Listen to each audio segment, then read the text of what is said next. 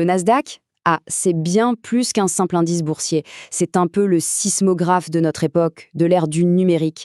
En 54 ans, il a raconté une histoire incroyable de révolution technologique, de fortunes bâties en un claquement de doigts et de bulles qui ont éclaté avec une violence assez folle. Alors accrochez-vous parce qu'on va décrypter ensemble cette saga. Regardez ce chiffre, 22 679,97.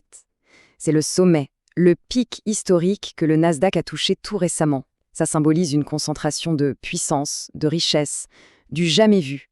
La question c'est, comment on en est arrivé là?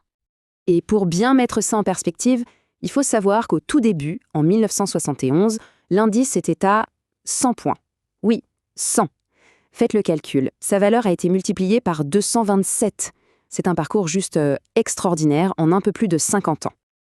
Alors, ça nous amène à la grande question, comment est-ce que c'est arrivé? Et surtout, est-ce que l'histoire est en train de se répéter? Est-ce qu'on est au bord d'un nouveau cycle comme ceux qui ont mené au plus grand crash? Pour le savoir, il faut repartir du tout début. Allez, on rembobine. Direction 1971 pour comprendre comment tout a commencé. À l'époque, le Nasdaq, c'était une idée complètement folle, une vraie révolution. C'était tout simplement le premier marché boursier 100% électronique. Imaginez le truc.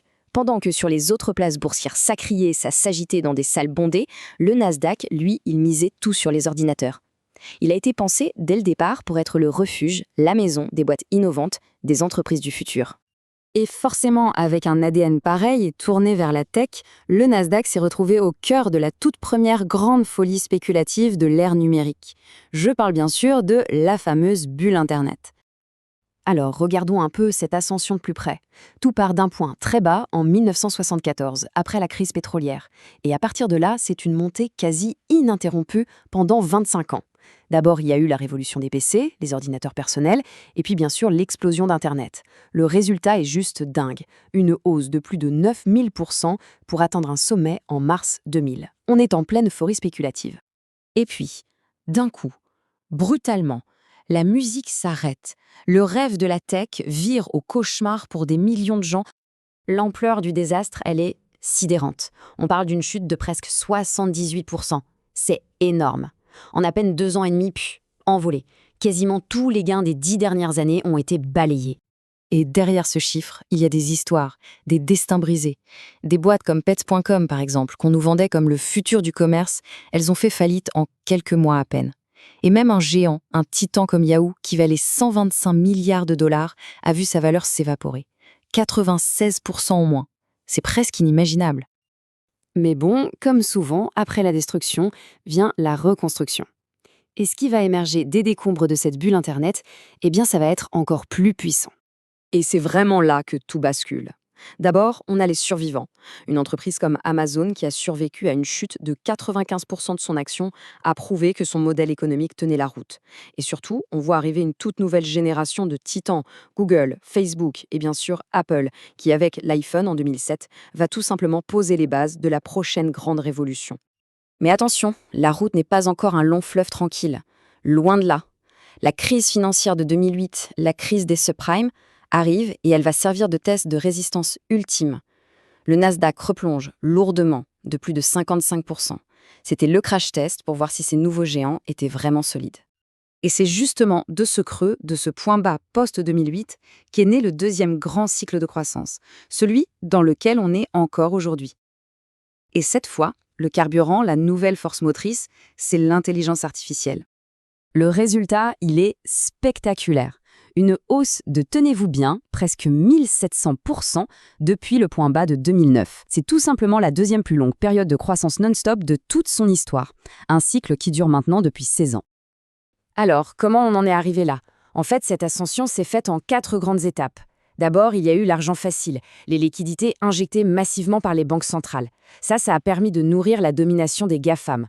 Ensuite est arrivée la pandémie, qui a forcé le monde entier à passer au numérique à une vitesse folle. Et enfin, la dernière pièce du puzzle, l'étincelle ChatGPT qui a déclenché un véritable incendie autour de l'IA. Et le symbole absolu de cette nouvelle euphorie, c'est Nvidia. Le fabricant de puces, le cœur de la révolution IA. Sa valorisation a littéralement explosé, le propulsant au rang de l'entreprise la plus chère du monde. C'est l'exemple parfait de la frénésie qui s'est emparée des marchés autour de l'intelligence artificielle. Forcément, une telle euphorie, ça rappelle des souvenirs, de mauvais souvenirs même. Alors, la question qui tue, est-ce qu'on est en train de revivre la bulle de l'an 2000? Pour le savoir, arrêtons de spéculer et regardons les faits, les chiffres. Bon, la différence fondamentale, elle est là, noir sur blanc. En 2000, la plupart des boîtes de la tech perdaient de l'argent. Leur valorisation reposait sur des promesses. Aujourd'hui, c'est une autre histoire. Les géants de la tech, ils ont des marges de rentabilité de 30-40%. Ce sont de vraies machines à cash.